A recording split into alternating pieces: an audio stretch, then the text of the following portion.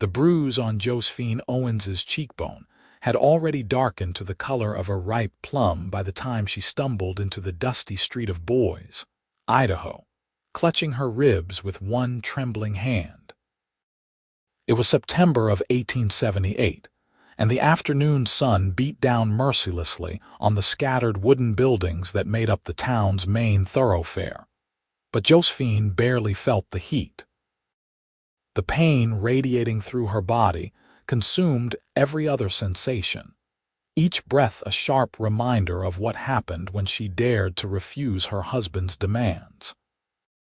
She had told Marcus she would not cook his supper tonight, not after he had spent their last coins on whiskey while their cupboard stood empty, and his answer had been swift and brutal. The back of his hand had connected with her face before she could even finish her sentence, and when she fell, his boot had found her ribs. She did not know where she was going as she walked, only that she could not return to that cramped house on the edge of town where Marcus would be waiting. His anger likely doubled now that she had fled. Her vision blurred with tears and pain, and she barely registered the curious stares of townspeople as she passed. Josephine had been married to Marcus Finch for 2 years, and in that time, she had learned to make herself small, to speak softly, to anticipate his moods like reading storm clouds on the horizon. But today, something inside her had finally broken. She had refused, and now she was paying the price. The world tilted suddenly, and Josephine realized her legs were giving out beneath her. She reached for a hitching post to steady herself, but her hand missed, and she felt herself falling toward the hard, packed dirt. Strong arms caught her before she hit the ground, and she found herself looking up into a pair of concerned gray eyes set in a sun-weathered face. "Easy there, miss," a deep voice said, and she was gently lifted as though she weighed nothing at all. "I've got you." Through her haze of pain, Josephine took in the man who held her. He was tall, with broad shoulders and dark hair that curled slightly at the ends beneath a worn brown hat. His face was handsome in a rugged way, with a strong jaw shadowed by a day's worth of stubble, and those gray eyes held a kindness that made something in her chest tighten painfully. He wore the practical clothes of a working cowboy, his shirt dusty from the trail, a bandana tied loosely around his neck. "I'm all right," she managed to say, though they both knew it was a lie. She tried to pull away to stand on her own, but the movement sent a lance of agony through her ribs that made her gasp. "No, you're not," he said firmly but not unkindly. "You need a doctor." "I don't have money for a doctor." The admission shamed her, but it was the truth. Marcus controlled what little money came into their household, and he certainly would not pay for her to see a physician. The cowboy's jaw tightened as he looked at her face, and she knew he was seeing the bruise, the split in her lip she had not even realized was there. "Did your husband do this to you?" Josephine wanted to lie, to protect herself from the complications that honesty might bring, but she found herself nodding. Something about this stranger made her feel like she could be truthful just this once. "What's your name?" he asked, his voice gentler now. "Josephine Owens," she said, then corrected herself bitterly. "Josephine Finch now, I suppose." "I'm Warren Nash," he said. "And I'm going to help you, Mrs. Finch, whether you think you need it or not." He carried her easily down the street, ignoring her weak protests, until they reached the town's small restaurant. The owner, a stout woman named Mrs. Henderson, took one look at Josephine's condition and ushered them inside, her face tight with disapproval that Josephine knew was not directed at her. Warren set Josephine down carefully in a chair near the back, away from the windows, and knelt beside her. "Mrs. Henderson, could you bring some water and a clean cloth?" Warren asked, never taking his eyes off Josephine. "And maybe some food if you have it ready." "Of course, Mr. Nash," the woman replied, hurrying away. You don't have to do this, Josephine said quietly, looking down at her hands. They were shaking, she noticed distantly. I don't want to cause trouble. The only one causing trouble is the man who put his hands on you, Warren said, his voice hard. How long has he been hitting you? Josephine closed her eyes. It doesn't matter. It matters to me. She looked at him then, really looked at him, and saw genuine concern in those gray eyes. When was the last time someone had looked at her like that, like she was a person worth caring about? Her parents had passed 5 years ago, one after the other, taken by fever, and she had no siblings. Marcus had seemed like an answer to her loneliness when he had courted her, but she had learned too late that his charm hid something cruel. Since the first month of our marriage, she admitted, her voice barely above a whisper. It got worse after he lost his job at the mill. Warren's hands clenched into fists, but he kept his voice steady. Where is he now? At home, probably drinking what's left of the whiskey. She laughed, a bitter sound. He wanted me to make supper, but there's no food in the house. He spent our last money on liquor 3 days ago. When I told him I couldn't make something from nothing, that I wouldn't stand in that kitchen pretending I could feed him when he'd left us with empty cupboards, She touched her cheek gingerly. Mrs. Henderson returned with a basin of water and a cloth, along with a plate of hot stew and fresh bread. The smell made Josephine's stomach clench with hunger. She could not remember the last time she had eaten a full meal. That bastard, Warren muttered, then immediately apologized. Pardon my language. I've heard worse, Josephine said. She had certainly heard worse from Marcus. Warren dipped the cloth in the water and gently cleaned the blood from her lip, his touch so careful it made her want to cry. No one had been gentle with her in so long. When he was satisfied that the cut was clean, he pushed the plate of food toward her. Eat, he said simply. I told you I don't have money to pay for this. Did I ask you for money? Warren's tone was firm. Eat, Josephine, please. The use of her first name felt intimate, almost improper, but she found she did not mind. She picked up the spoon with trembling hands and took a bite of the stew. It was simple fare, beef and vegetables in a rich broth, but it tasted like the finest meal she had ever eaten. She had to force herself to eat slowly, to not gulp it down like a starving animal, though that was close to how she felt. Warren watched her eat, his expression a mixture of anger and sadness. You'll never cook for him again, he said quietly, and there was a promise in those words that made Josephine's heart skip. What do you mean? She asked, lowering her spoon. I mean I'm not letting you go back to that house. Not today, not ever. Warren sat back in his chair, his gray eyes steady on hers. I have a small ranch about 10 miles outside of town. Nothing fancy, but it's peaceful and it's safe. You can stay there. I'm married, Josephine said, though the words felt hollow. I can't just leave. Why not? Because some preacher said words over you too. Because the law says you're his property. Warren's voice rose slightly, then he checked himself. You're a person, Josephine, not a possession, and no real man would do what he did to you. You don't understand. Marcus won't just let me leave. He'll come after me. Let him try. There was steel in Warren's voice now. I'm not afraid of bullies who beat women. Josephine wanted to believe him, wanted to accept the lifeline he was offering, but fear held her back. She had nowhere to go, no money, no family. How could she survive on her own? And yet, the alternative was returning to Marcus, to more beatings, more hunger, more of the slow death she had been living. Why are you doing this? She asked. You don't even know me. Warren was quiet for a moment, his eyes distant. 5 years ago, I had a sister named Margaret. She was married to a man who seemed decent enough on the surface, but behind closed doors he was a monster. One night he beat her so badly she never woke up. She was 24 years old. His voice was rough with old pain. I couldn't save her. But I can help you if you'll let me. Tears spilled down Josephine's cheeks. "I'm so sorry." "Don't be sorry, just let me help you." Warren reached across the table and took her hand gently. His palm was calloused from hard work, warm and solid. "You deserve better than this, Josephine.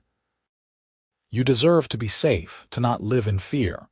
Let me give you that, at least until you figure out what you want to do next." She looked down at their joined hands, at the stark difference between his respectful touch and Marcus's brutal one. Maybe this cowboy was right. Maybe she did deserve better. And maybe, just this once, she could be brave enough to take it. "All right," she whispered. "All right, I'll go with you." Relief flooded Warren's face.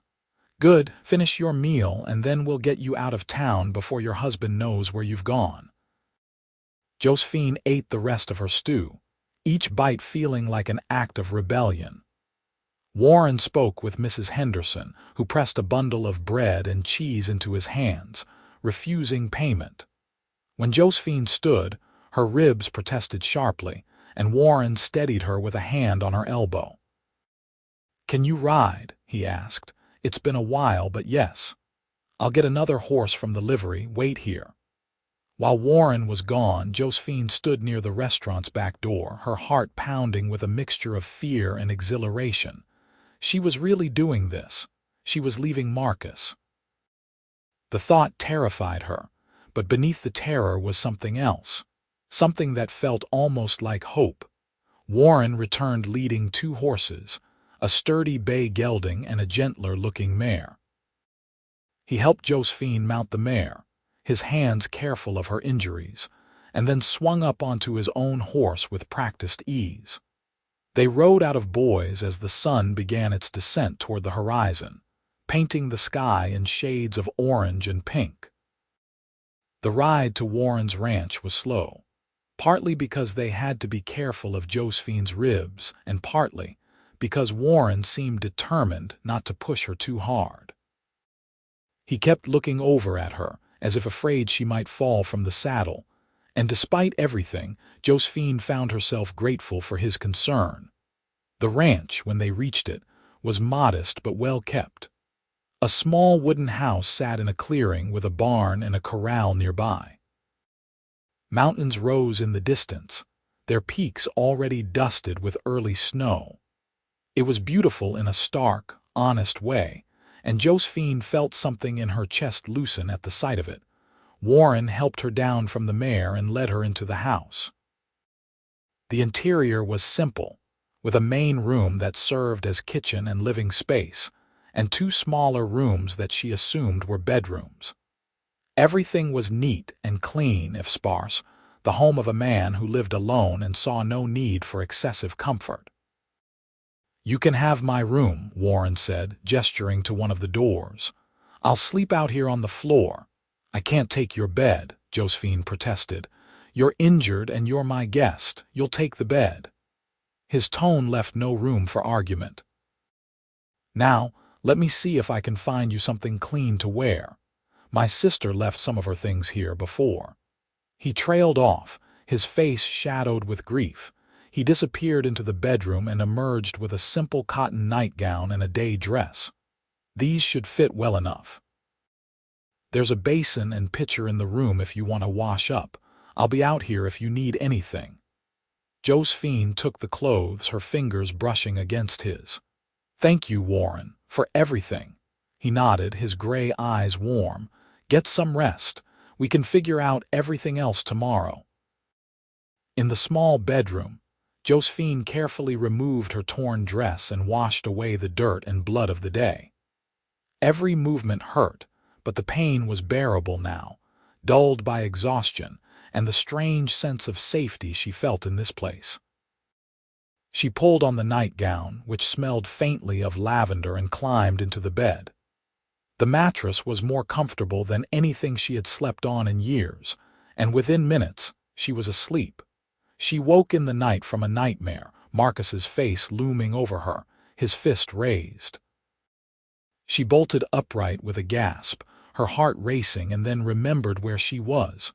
Not in that cramped house in Boise, but in Warren's ranch, safe. The door opened quietly and Warren appeared, still fully dressed.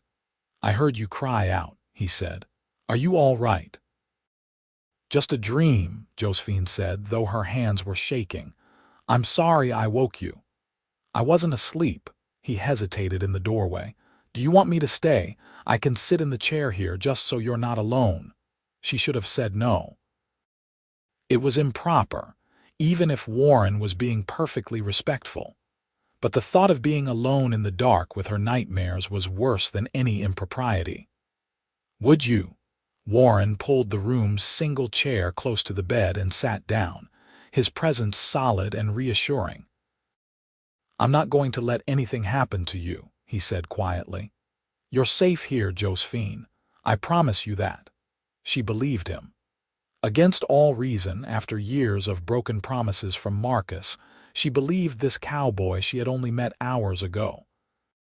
She lay back down, and with Warren watching over her, she fell into a deeper, dreamless sleep. The next morning, Josephine woke to the smell of coffee and bacon. Sunlight streamed through the small window, and for a moment she forgot where she was. Then it all came rushing back, and she sat up carefully, testing her ribs. They still hurt, but the sharp pain had dulled to a persistent ache. She dressed in the day dress Warren had given her, a simple blue cotton that fit reasonably well, and made her way into the main room. Warren was at the stove, cooking breakfast with the efficient movements of someone who had been taking care of himself for a long time. He looked up when she entered and smiled, a genuine expression that transformed his serious face. "Morning," he said. "How are you feeling?" "Better," she admitted. "Sore, but better. Good. Sit down. Breakfast is almost ready." She sat at the small table and watched him work. There was something calming about his presence, something steady and reliable. When he set a plate in front of her, laden with bacon, eggs, and fresh biscuits, she felt tears prick her eyes again. "I don't know how to thank you," she said. "You don't need to thank me." Warren sat down across from her with his own plate. "I'm just doing what anyone decent would do." They ate in comfortable silence for a few minutes, and then Warren said, "We need to talk about what happens next." Josephine's stomach tightened. "I know. I can't stay here forever. It wouldn't be proper, and Marcus will come looking for me eventually." "I'm not worried about proper," Warren said bluntly. "And I'm definitely not worried about Marcus. But you're right that we need a plan. The way I see it, you have a few options. You could file for divorce, though that's difficult and expensive. You could go somewhere far away, start over where he can't find you. Or—" he paused, seeming to weigh his words, "or you could stay here and we'll deal with your husband together if he comes around." "I have no money," Josephine said quietly. "No family, no prospects. I can't even pay you back for the food you've already given me." "I'm not asking you to pay me back." Warren's voice was firm.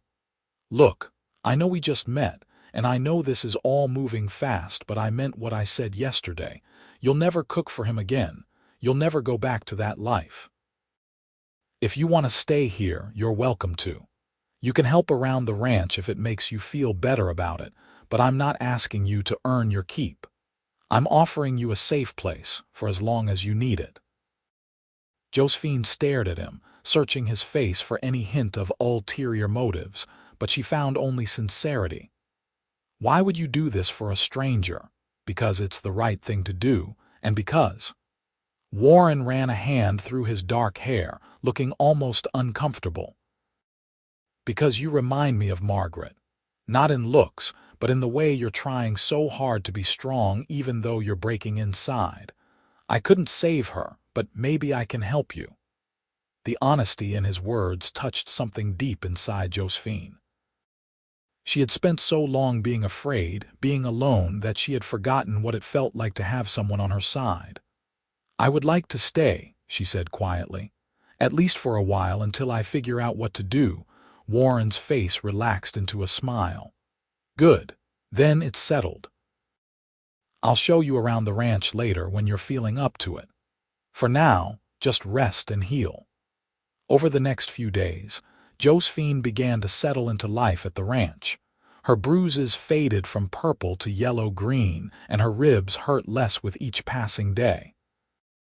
Warren was unfailingly kind and respectful, treating her like an honored guest rather than a burden.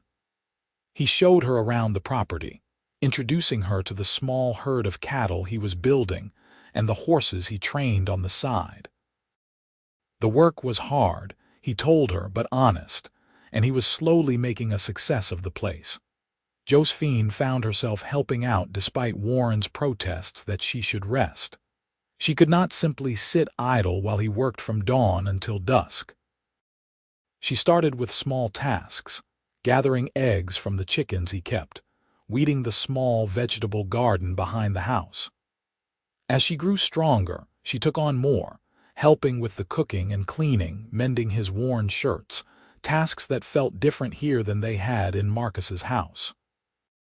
Here she chose to help. Here her work was appreciated, not demanded. They fell into an easy rhythm, Warren and Josephine, like two people who had known each other far longer than a handful of days. They talked while they worked, sharing stories of their pasts. Warren told her about growing up in Kansas, about coming to Idaho to make his own way after his sister's death. Josephine spoke of her childhood in Oregon, of the parents she had loved and lost, of the loneliness that had driven her into Marcus's arms. "I thought I was doing the right thing, marrying him," she said one evening as they sat on the porch watching the sunset. "I thought I needed someone to take care of me. I didn't realize I was just trading one kind of loneliness for another." "You were alone and scared," Warren said. "He took advantage of that. That's not your fault. I should have seen the signs. Even when we were courting, there were moments when his temper showed through. I just ignored them, told myself I was imagining things. We all want to see the best in people. That's not a weakness, Josephine. It's just being human." Warren looked over at her, his gray eyes soft in the fading light. "You're stronger than you think. You refused to cook for him even though you knew what would happen. You stood up for yourself. And got beaten for it," she said bitterly. "But you stood up. That took courage. And then you let me help you, let yourself leave. That took even more courage." He paused. "I admire that about you." Josephine felt warmth spread through her chest at his words. When was the last time someone had admired her for anything? "I couldn't have done it without you." "Maybe. But you did do it. That's what matters." They sat in silence for a while, the only sounds the chirping of crickets and the distant lowing of cattle. Josephine found herself studying Warren's profile in the twilight, the strong line of his jaw, the way his dark hair curled slightly at his collar. He was handsome. She had known that from the first moment she saw him, but it was more than that. He was good, genuinely good in a way that seemed rare in her experience. And she was beginning to realize, with a mixture of fear and excitement, that she was developing feelings for him. It was too soon, she told herself. She was still married, still technically Marcus's wife, even if she had fled from him. And she barely knew Warren, no matter how safe he made her feel. But the heart, she was learning, did not always listen to reason. 2 weeks after Josephine had arrived at the ranch, Warren rode into town to pick up supplies and check if there was any word of Marcus. He had been doing this every few days, wanting to stay ahead of any trouble. Josephine had wanted to come with him, but Warren had insisted it was safer if she stayed out of sight. Marcus had apparently been asking around about her, getting drunk and belligerent in the saloons, but so far, no one had told him where she had gone. While Warren was in town, Josephine worked in the garden, pulling weeds and checking on the late-season vegetables. The work was peaceful, meditative, and she lost herself in the simple rhythm of it. She did not hear the horse approach until it was too late. "So this is where you've been hiding." Josephine's blood turned to ice at the sound of Marcus's voice.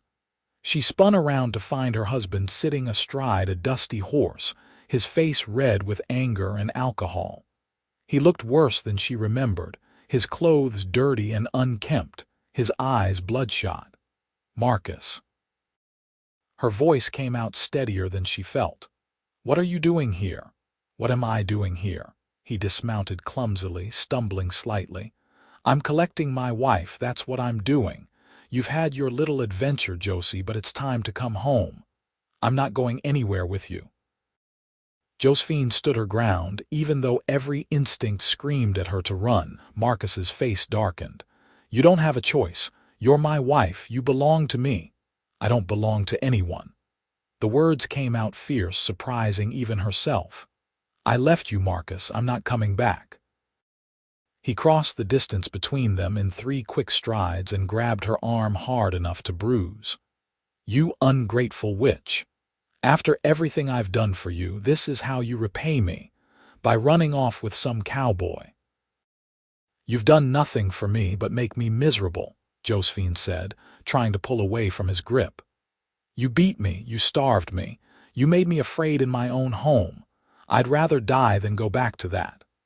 Marcus raised his hand and Josephine braced herself for the blow, but it never came.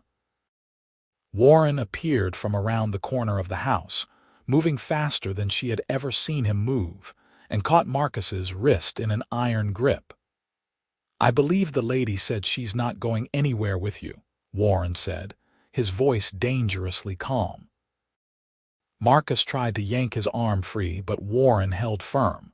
"This is between me and my wife, Nash. It's none of your business. You made it my business when you beat her and left her bleeding in the street." Warren released Marcus's wrist with a shove that sent the other man stumbling back. "Now get off my property before I throw you off." "You can't keep her here," Marcus snarled. "She's my wife by law. I can have the sheriff force her to come home." "Then go get the sheriff," Warren said. "I'll be happy to explain to him why Josephine left you. I'm sure the good people of Boise will be real interested to hear about how you beat a defenseless woman because she wouldn't cook you supper when you'd spent all your money on whiskey." Marcus's face went pale, then red again. "You have no proof of anything." "I have her testimony. I have the bruises I saw with my own eyes. And I have Mrs. Henderson, who saw her condition when I brought her to the restaurant." Warren took a step forward, and despite being similar in height, he somehow seemed to tower over Marcus. "You're a coward who hits women because it makes you feel big. But you're not big, Marcus. You're small and pathetic, and if you ever lay a hand on Josephine again, I will make you regret it." For a moment, Josephine thought Marcus might actually try to fight Warren. His hands clenched into fists and his whole body tensed. But something in Warren's eyes must have convinced him otherwise, because he backed toward his horse. "This isn't over," Marcus said, his voice shaking with impotent rage. "She's still my wife. The law is on my side." "The law is a piece of paper," Warren said coldly. "It doesn't mean a thing if you're too scared to enforce it. Now get out of here." Marcus mounted his horse with difficulty and rode off, casting one last venomous look over his shoulder. When he was out of sight, Warren turned to Josephine, his expression softening immediately. "Are you all right? Did he hurt you?" "No, you got here in time." She was shaking, she realized, her whole body trembling with delayed fear. "How did you know to come back?" "I saw his horse on the road and recognized it from town. I rode hard to get back here." Warren pulled her into a gentle embrace, and Josephine let herself lean against his solid warmth. "I'm sorry I left you alone. I should have known he might track you here." "You couldn't have known," Josephine said into his shirt. "He's never been particularly clever. I don't know how he found me." "Someone in town must have told him, probably one of his drinking buddies." Warren's arms tightened around her slightly. "He's right about one thing, though. The law is on his side. If he goes to the sheriff, they might try to force you to go back to him." Josephine pulled back to look up at him. "Then what do I do?" Warren was quiet for a long moment, his gray eyes searching her face. "There is one thing that would protect you from him permanently." "What's that?" "If you were married to someone else, if you were a widow, or if you could prove grounds for divorce and remarry." He hesitated. "I know a judge in Haley, about 100 miles north of here. He's sympathetic to women in situations like yours.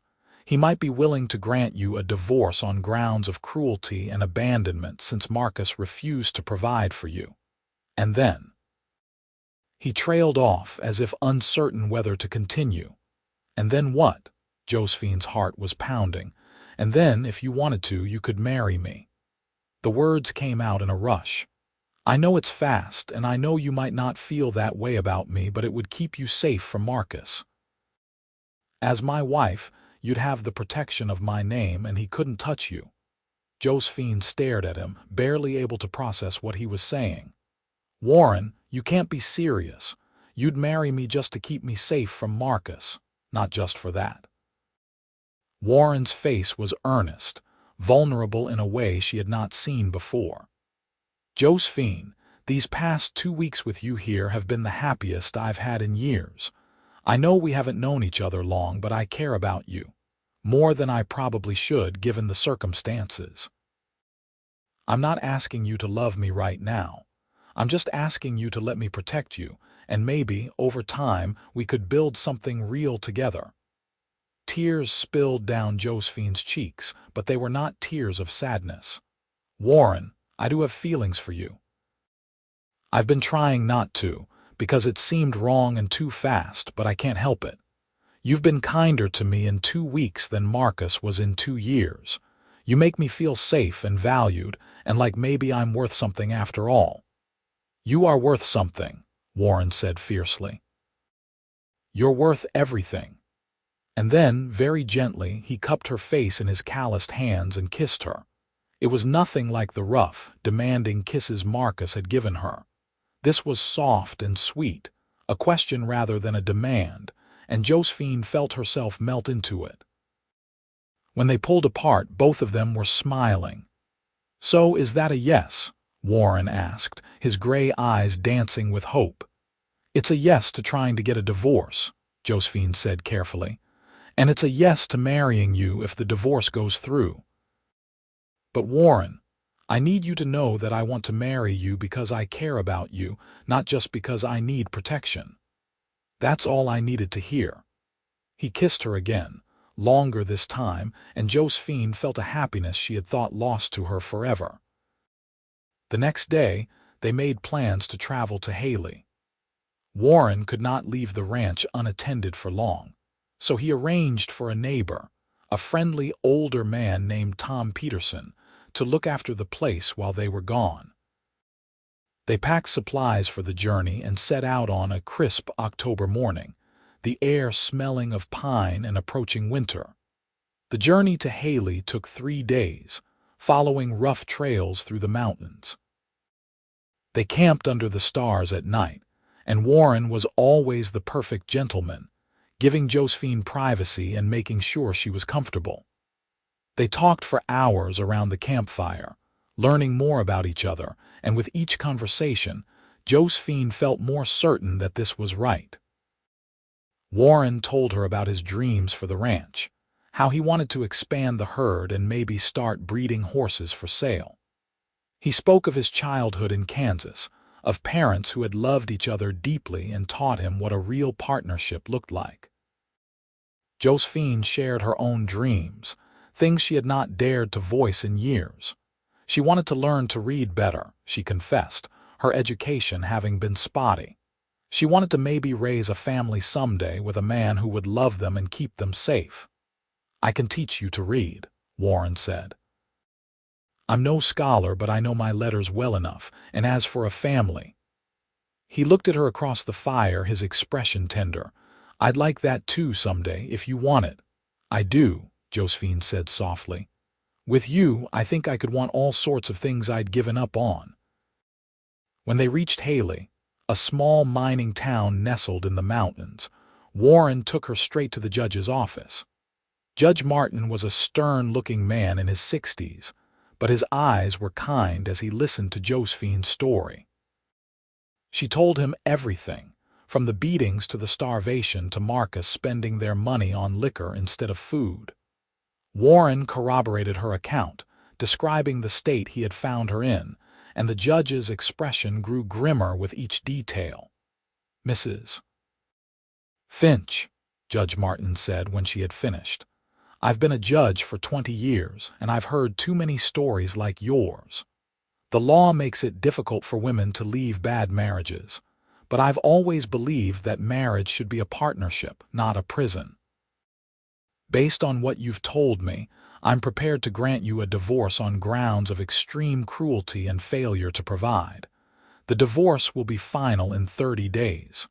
Josephine felt light-headed with relief. 30 days, that's all. That's all. Idaho is more progressive about these matters than some states. The judge looked between her and Warren. I take it you two have plans once the divorce is final. We'd like to get married, sir, Warren said, taking Josephine's hand. If you'd be willing to perform the ceremony. Judge Martin allowed himself a small smile. I think I can arrange that. Come back in 30 days, and I'll marry you right here in this office. They left the judge's office in a daze of happiness. Warren insisted on taking Josephine to Haley's small general store and buying her a new dress, a lovely green calico that brought out the color of her eyes. They stayed in the town's modest hotel that night, in separate rooms as propriety demanded. But Josephine could barely sleep for the excitement bubbling through her. The journey back to the ranch seemed shorter, lit by their shared joy. They returned to find everything in order, Tom having taken good care of the animals. Life settled back into its comfortable rhythm, but now there was an added sweetness to every moment, the knowledge that they were counting down to a future together. Marcus appeared one more time, drunk and belligerent, demanding that Josephine return to him. Warren met him at the property line with a rifle in his hands and a dangerous look in his eyes. She's divorcing you, Warren said flatly. Judge Martin in Haley has already approved it. In 3 weeks, she won't be your wife anymore, and she's never setting foot in your house again. If you come here one more time, I'll have you arrested for trespassing. Now get off my land. Marcus left, spewing threats and curses, but they never saw him again. Tom mentioned in passing, weeks later, that Marcus had left Boise, heading south toward Nevada. No one was sorry to see him go. The 30 days passed in a blur of work and laughter and stolen kisses. Warren was unfailingly respectful of Josephine's boundaries, never pushing for more than she was ready to give, but the attraction between them grew with each passing day. She found herself watching him as he worked, admiring the strength in his arms as he mended a fence, the gentle way he handled the horses, the sound of his laugh when she told a joke. He caught her looking one day and grinned. "See something you like," she blushed but met his eyes boldly. "Maybe I do." He crossed to her and pulled her into his arms, kissing her until she was breathless. 3 more days, he murmured against her lips. 3 more days and you'll be my wife." "I can't wait," she whispered back. When the day finally came, they rode back to Haley dressed in their finest clothes. Josephine wore the green calico dress Warren had bought her, and he wore a clean white shirt and dark trousers, his hair neatly combed. Judge Martin performed the ceremony in his office, with his clerk and wife as witnesses. It was simple and brief, but when Warren slipped a thin gold band onto Josephine's finger and promised to love and cherish her all his days, she felt more married than she ever had with Marcus. "You may kiss your bride," Judge Martin said with a smile, and Warren did, thoroughly and tenderly, while the witnesses applauded. They rode back to the ranch as husband and wife, and when Warren carried her over the threshold of the little house, Josephine felt like she was finally, truly coming home.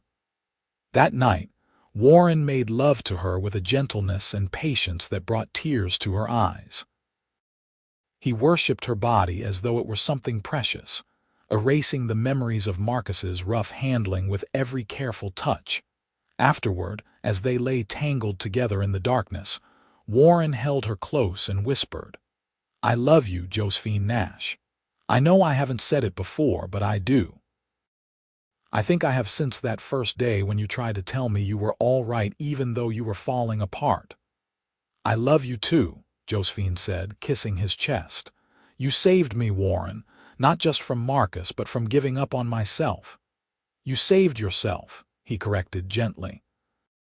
"You had the courage to refuse him, to leave, to start over. I just gave you a place to land." They fell asleep in each other's arms, and for the first time in years, Josephine did not have nightmares. The months that followed were the happiest of Josephine's life. Winter came to the Idaho mountains, bringing snow and freezing temperatures, but the little house was warm and cozy. She and Warren worked side by side through the short days, caring for the animals and keeping the homestead running. In the evenings, they sat by the fire, and Warren taught her to read from his small collection of books. She proved an eager student, and soon she was reading entire chapters on her own, delighting in the worlds that opened up to her through the written word. Spring arrived with a rush of melting snow and new growth, and with it came the realization that Josephine was pregnant. She had suspected for a few weeks, but when the doctor and boys confirmed it, she felt a mixture of joy and fear. What if she was not a good mother? What if something went wrong? Warren, seeing her worry, took her hands in his and looked into her eyes. "You're going to be an amazing mother," he said firmly. "And I'm going to be right here beside you every step of the way. We're in this together, Josie. Always." The pregnancy was easier than she had feared. She felt sick in the mornings for a few weeks, but Warren was endlessly patient, bringing her crackers and tea and holding her hair when she needed to be sick. As her belly grew, he became even more protective, insisting she not do any heavy work and fussing over her like a mother hen. She found it endearing, even when it was a bit much. In early December of 1879, when the first heavy snows of winter were falling, Josephine went into labor. Warren rode through the storm to fetch the midwife, Mrs. Harriet Cooper, an experienced woman who had delivered half the babies in the county. The labor was long and difficult, lasting through the night and into the next day, but Warren never left her side, holding her hand and wiping her brow and telling her how strong she was, how proud he was of her. When their son finally arrived, red-faced and squalling, Warren cried openly. He held the baby with trembling hands, looking down at the tiny face with an expression of pure wonder. "He's perfect," Warren said hoarsely. "He's absolutely perfect." They named him William after Warren's father, and he was indeed perfect. He had his father's gray eyes and his mother's delicate features, and from the moment Josephine held him, she felt a love so fierce it frightened her. She would do anything to protect this child, to give him the safe, happy childhood she and Warren had both dreamed of. Warren proved to be a devoted father, rising in the night to help with the baby, changing diapers without complaint, making Josephine laugh by singing silly songs to William. The baby thrived under their care, growing fat and happy. Josephine loved watching Warren with their son, loved the tender way he held the infant, the soft look in his eyes when William grabbed his finger. "I never knew I could be this happy," Warren said one night as they sat together, watching William sleep in his cradle. "I thought after Margaret died that I'd never feel real joy again, but you and William, you've given me everything." "You've given us everything too," Josephine said, leaning against his shoulder. "A home, safety, love. I don't know where I'd be if you hadn't helped me that day in Boise, but I know I wouldn't be here, and I wouldn't have this beautiful life." They sat in comfortable silence, the only sound the crackling of the fire and William's soft breathing. Outside, snow fell gently on the ranch, covering everything in pristine white. Inside, the little family was warm and safe and complete. The years passed in a blur of work and laughter and love. The ranch prospered under Warren's careful management, the herd growing larger and healthier with each season. Josephine proved to have a knack for the business side of things, keeping the accounts and negotiating with buyers when they came to purchase cattle. Together, she and Warren made a formidable team. William grew into a sturdy, cheerful boy with his father's love of horses and his mother's quick mind. When he was 3, Josephine became pregnant again, and this time she was less afraid.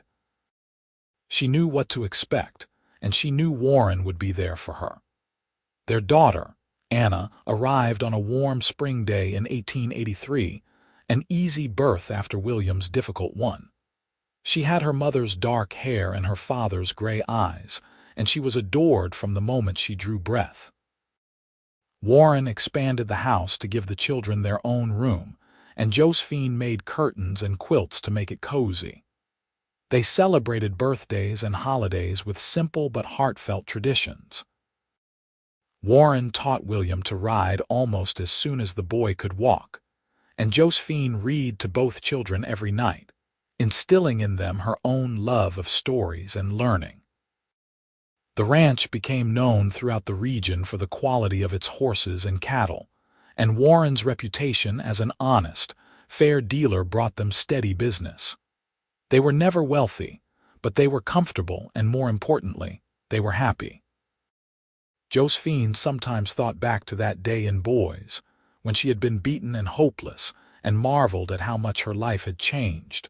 One evening, when William was 8 and Anna was 5, Warren came in from the barn to find Josephine at the stove, making supper. He came up behind her and wrapped his arms around her waist, resting his chin on her shoulder. "You know," he said thoughtfully, "I just realized something." "What's that?" Josephine leaned back against him, comfortable in his embrace. "You cook every single day, and I've never once demanded it of you. I've never told you that you have to. You do it because you want to, because you're taking care of us." Josephine turned in his arms to face him. "And you've never given me reason to refuse. You provide for us, you work hard, you treat me and the children with love and respect. Of course I want to cook for you. It's different when it's a choice instead of an obligation enforced with fists." Warren's face grew serious. "I meant what I said that day, you know. That you'd never cook for him again. I kept that promise." "You kept all your promises," Josephine said, reaching up to cup his cheek. "You promised to keep me safe, and you did. You promised to love me, and you have, every single day. You've given me a life I never dreamed I could have." "You gave me the same thing," Warren said, kissing her softly. "You and the children, you're my whole world. I thank God every day that I was in the right place at the right time to help you." "I thank God for the same thing," Josephine whispered. They stood there for a long moment, holding each other, until William and Anna came running in, demanding to know when supper would be ready and destroying the quiet moment with childish exuberance. Warren and Josephine laughed and separated, moving into the cheerful chaos of family life. That night, after the children were in bed and the house was quiet, Josephine and Warren sat on the porch as they often did, watching the stars come out over the mountains. Warren had his arm around her shoulders, and she was tucked against his side, perfectly content. "Do you ever think about Marcus?" Warren asked quietly. "Wonder what happened to him?" "Sometimes," Josephine admitted, "but not often and not with any real feeling. He's part of my past, but he doesn't have any power over my present. You know what I think about most?" "What?" "I think about how brave I was that day. Not because I refused to cook for him, though that took courage, but because I let you help me.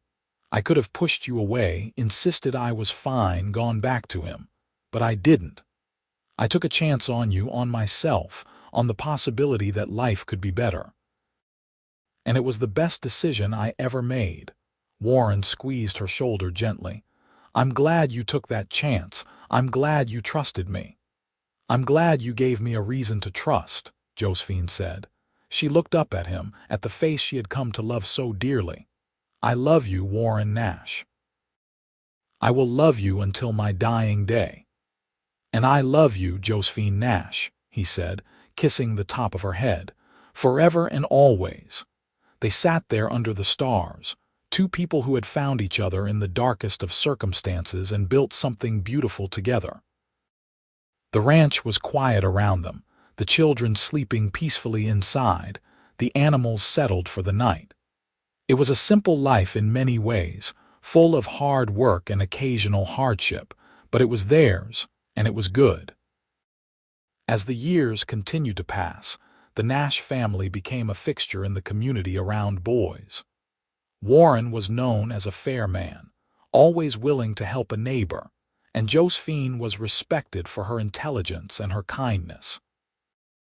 William grew into a tall, strong young man who was the image of his father, while Anna became a lively, bright girl who had both her parents wrapped around her finger. In 1890, when William was 11 and Anna was 8, Josephine discovered she was pregnant again. This pregnancy was harder than the previous two, perhaps because she was older now, in her mid-30s. But Warren was as attentive as ever, and when their third child, a son they named Robert, arrived in early 1891, Josephine felt the same rush of overwhelming love she had felt with the other two. "Our family is complete," she told Warren as they looked down at the sleeping infant. "3 healthy, beautiful children. We're blessed." "More blessed than I ever dared to hope," Warren agreed, his arm around her waist. "You've given me everything, Josie." Robert proved to be a sweet-natured baby, easier than either of his siblings had been. William took his role as big brother seriously, always watching out for the younger two, while Anna delighted in having a baby to dote on. The house rang with laughter and sometimes arguments, but always love. When William turned 16, he began taking on more responsibility around the ranch, working alongside his father. Warren taught him everything he knew about ranching, about horses and cattle, about dealing with people fairly. Josephine taught all her children to read and write, to think critically, to treat all people with respect regardless of their station in life. Anna, at 13, was already talking about becoming a teacher, inspired by her mother's love of learning. Robert, at 5, was still deciding what he wanted to be when he grew up, sometimes a cowboy like his father, sometimes a shopkeeper, sometimes a train conductor. Warren and Josephine encouraged all their children's dreams, wanting them to have choices they themselves had not always had. In 1896, on a warm summer evening, the Nash family gathered on the porch to celebrate Warren and Josephine's 18th wedding anniversary. It had been 18 years since that simple ceremony in Judge Martin's office, 18 years of building a life together. The children had prepared a special supper, and Warren had given Josephine a beautiful shawl he had ordered from a catalog, soft blue wool embroidered with flowers. 18 years, Josephine marveled, holding Warren's hand. "It seems like yesterday and also like a lifetime ago."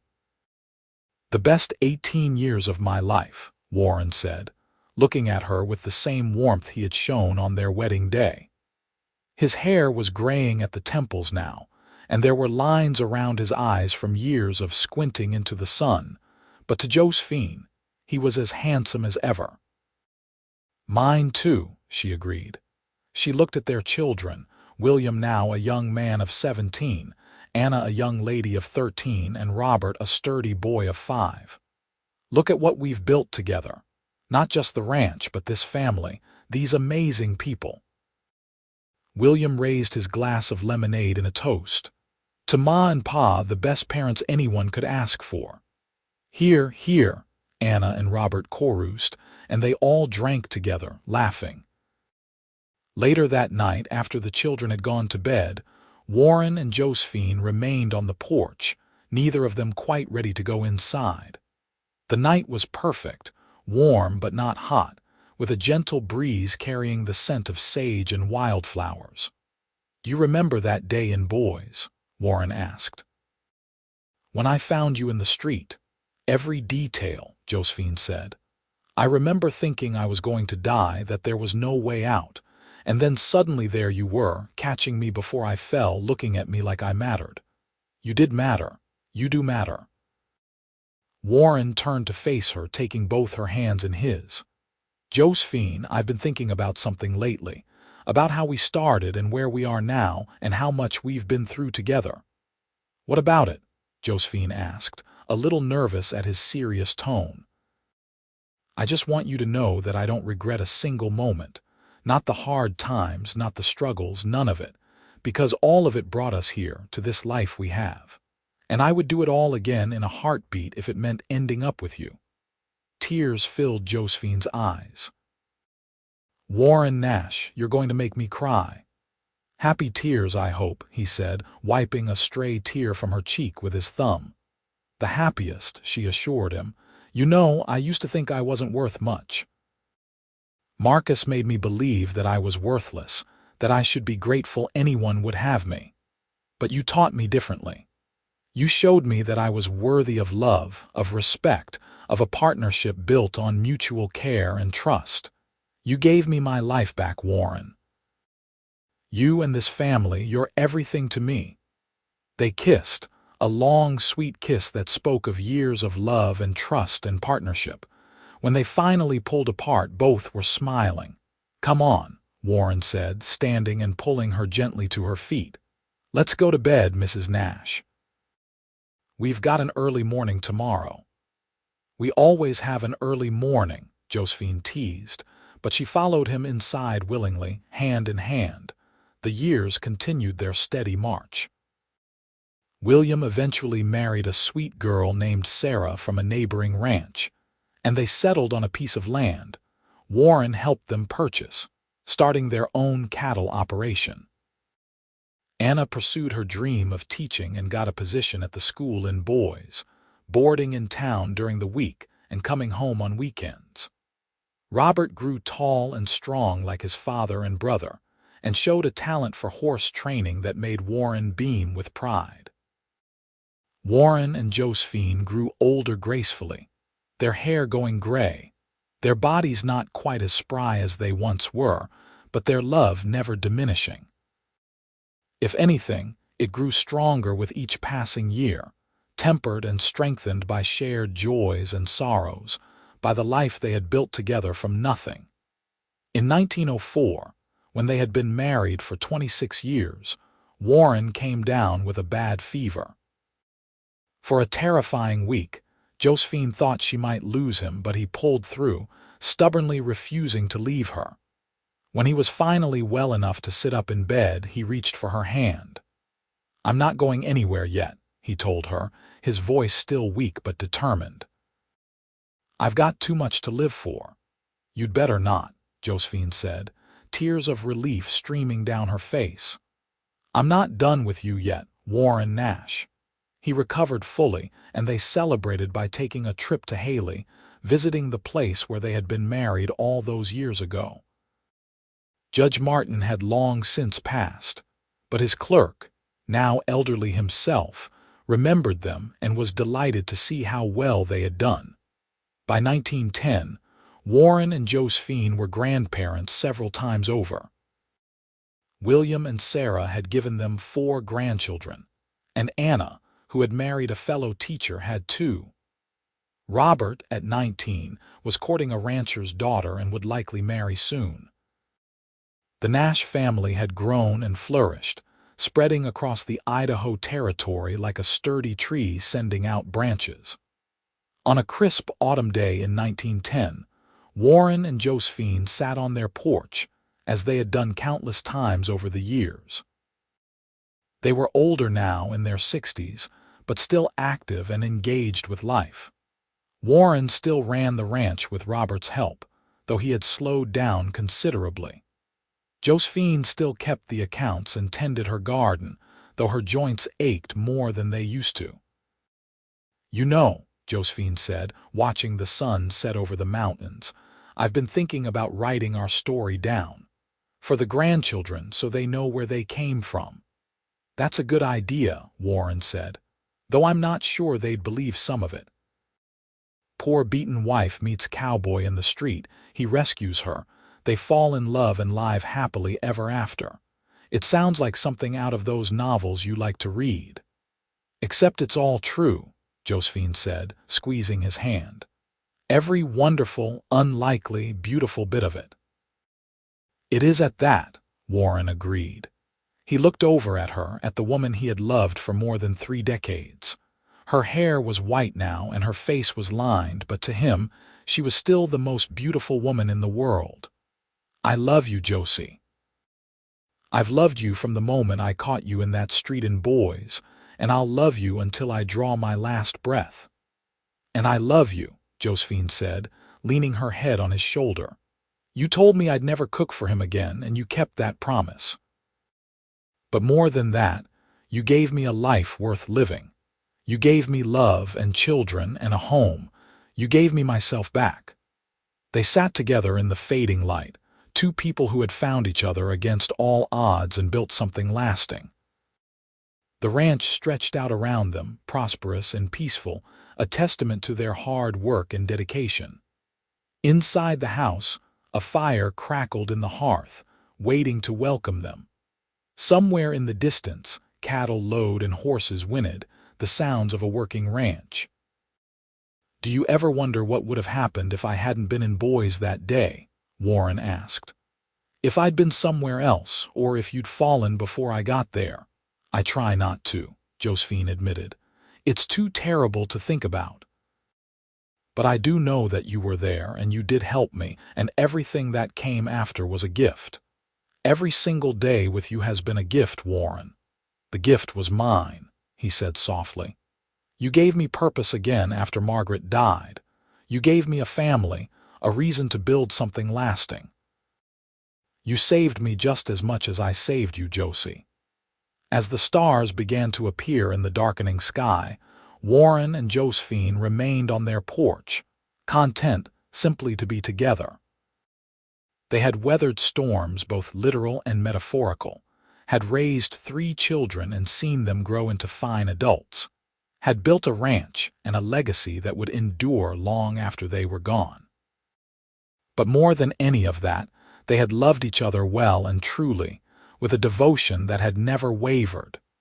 The years ahead would bring more changes, more challenges, more joys. They would welcome more grandchildren into the world, would celebrate more anniversaries, would face the inevitable sorrows that come with growing old. But through it all, they would have each other, and that, Josephine thought, was enough. It was more than enough. It was everything.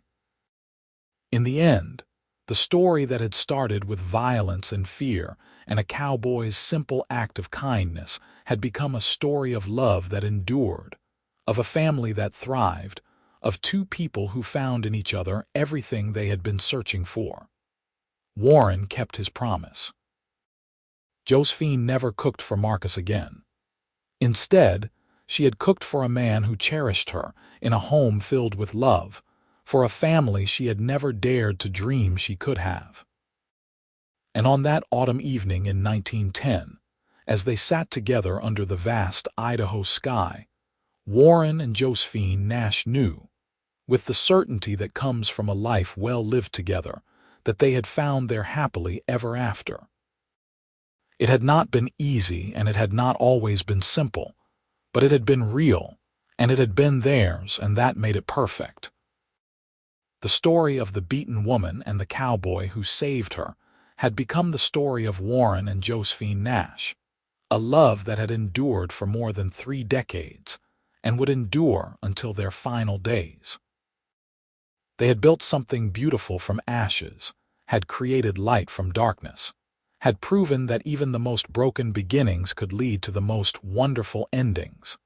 As the night grew deeper and the chill in the air became more pronounced, Warren stood and held out his hand to his wife.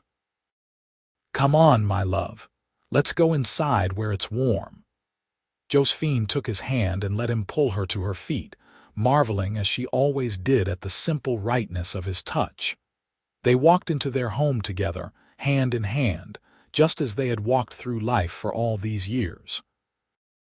The door closed behind them, shutting out the night, and inside the fire burned bright and warm, a beacon of home and love and everything they had fought so hard to create.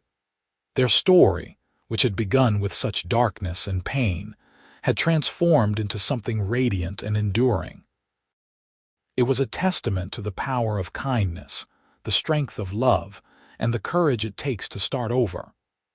Warren and Josephine Nash had found each other when both needed saving, and together they had saved themselves, building a legacy of love that would echo through generations. And so, in a small ranch house in the mountains of Idaho, surrounded by the evidence of a life well lived and a love well earned, Warren and Josephine Nash spent another evening together, as they had spent thousands of evenings before, and as they would spend hundreds more. They had found their forever, and it was everything they had ever wanted, everything they had ever needed, everything they had ever dreamed it could be. The cowboy had kept his promise, and the woman he had saved had become his whole world. Together, they had created something that would outlast them both, a story of redemption and love that proved that sometimes, in the darkest moments, hope arrives in the form of a stranger with kind eyes and a gentle heart. Sometimes, the courage to refuse one more meal cooked in fear leads to a lifetime of meals cooked in love. Sometimes, the worst day of your life is the doorway to the best years of your life. And sometimes, happily ever after is not just a fairy tale but a promise kept, a life built, and a love that endures beyond measure. For Warren and Josephine Nash, it was all of these things and more, a testament to the truth that love, real love, can heal even the deepest wounds and transform even the darkest beginnings into the brightest possible endings.